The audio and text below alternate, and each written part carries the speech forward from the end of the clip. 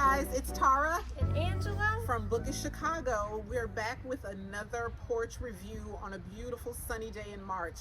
And we have a surprise guest for you today. We are so happy to bring you Darwin. It's always taking a little while because sometimes it's just like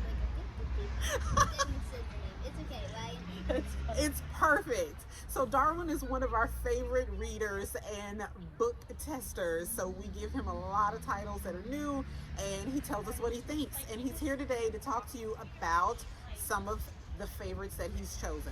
Okay, so here's one of my favorites, Fox and Rabbit, book 1. So if you like Dogman or Captain Underpants, this is one of the books that I also like. So Fox is supposed to be the fox and rabbit.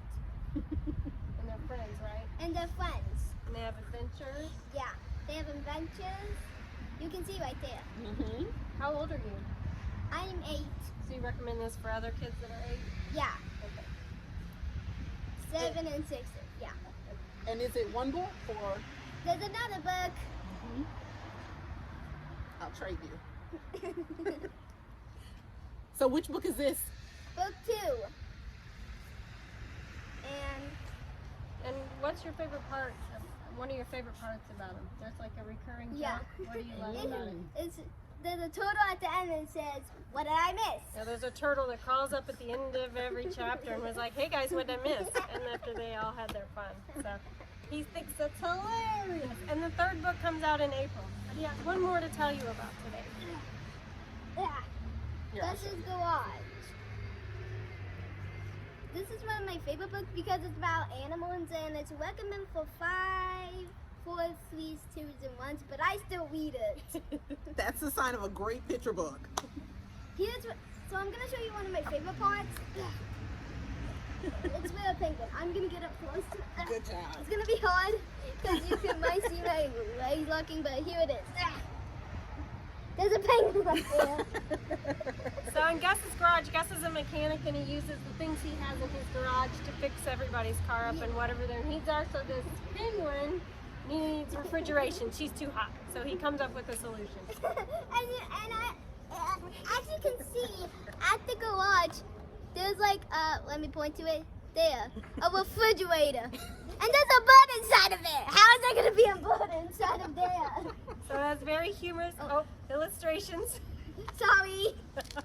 Sorry. And there's another book that we really like by this same author illustrator. His name is Leo Timmers, and it's on our website called Who's Driving? And it works for the same age group, starting about age 1. And as he's shown you, you could love it for many, many, many years. Yes. Okay. Miss Tara's next. So Darwin had the funny book, and this one is called Trouble. And while it does have humor, it has a little more serious message about making snap decisions about people. And so the story is very simple. There is a squirrel, and she gets a new neighbor, and her new neighbor is a bear. And of course, he seems very frightening. And you know, everything that you perceive is not necessarily true is kind of the story. But look at these cute illustrations. And there's also a mice in it. And there is, and the mice's name is Chamomile. So I have a tea lover here, and the squirrel in this book is a super tea lover. So it's actually really cute. It's a gentle story. I really want it. Give me it. You want to look at it? Yeah, I kind of want to look at it. See, that's perfect. The next books I want to talk to you are the series Brilliant Baby, and there's one on math and there's one on music. And what I love about these is they're very accessible. So they have a rhyming scheme, they're really colorful, and they feature a diverse cast of characters. So very appropriate if you are trying to introduce STEM or STEAM to your children and want to do it in a very fun way at an early age. Highly recommended.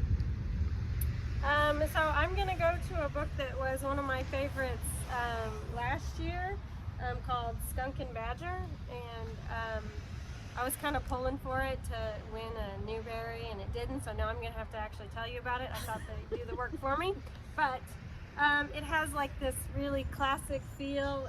The unlikely friendship. In fact, he wants to kick him out of the house all the time, but the person who owns the house is his aunt, and he says that you have to let him move in. And this Badger is a rock collector, and he studies rocks. So it's supposed to have this like deadpan, dour personality, and then the skunk comes in with this, you know, cheerful personality to kind of mix it all up. And there's a lot of like picture books that have this reluctant friendship thing. Kind of thing. Yeah. So it just has those like classic elements, and it's done so well. And there are pictures by John Klassen, but I think the text here really stands on its own, and it is great. So I love it as a family read aloud, and for all the families that like things like The Wind in the Willows, or all those ones where the characters are animals, but they could be adults. They're not like, you know, behaving like children. So that's Skunk Badger. And then I wanted to end with a backlist favorite called Jazz Baby. Yes. This is such a great read aloud. I know you're going to say that, sorry. But it's such a great read aloud. So this little guy probably doesn't remember it too much, and now he's engrossed in trouble, but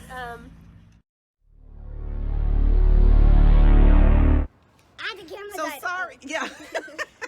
the camera died. Take two. That's why you need a kid in all your videos, because he will let you know the truth. So technical difficulties, but we're back. We're back with Jazz Baby. And this guy doesn't remember, but we used to read this one to him all the time. And long before that, I used to read this in story time. Oh, you do remember?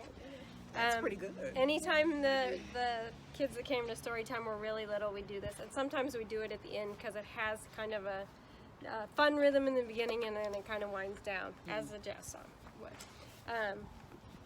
I love the illustrations. When you, if we flip through here a little bit, you'll be able to see there's all kinds of skin tones that are like our range of very light to brown, and they're all the whole family is just a really lovely mix to see. And this was before the newest round of pushing for diversity, so this book was like doing it right before. And so just to get a feel for the text, brother's hands tap, sister hands snap, itty bitty baby hands clap, clap, clap. And it goes through the rhythm. Finally you get to this big party, so they boom, boom, boom, and they hip, hip, hop, and the bouncing baby boogies with the bop, bop, bop. So they were supposed to be putting the baby to bed. Not quite. It was just too fun. So you can see it, and the baby, and you can see the rhythms. And finally, by the time you get to the end, and one of my favorite parts of the book is... Oh, look at that baby. That's hilarious. I know, he gets passed around to like all the aunties and the uncles and everything. So, so you can see towards the end where it's slowing down here. Daddy sings blues, Mama sings sweet, while that snoozy woozy baby sleeps deep, deep, deep. And then I really like this part. Oh yeah. So we used to read that one for bedtime, but it's a really lovely book, a really great baby gift book. So backlist favorite. Yes. So thank you for joining us today for another Porch Review. We hope that you liked what you saw, and you found some books that you're really interested in and you want to share with your little readers. And special thank you to our special guest, Darwin. to Darwin, who is a fantastic special guest, and we will definitely be bringing him back with his recommendations. If you are still here, send us push the subscribe button or give us a like. See you next time. Bye.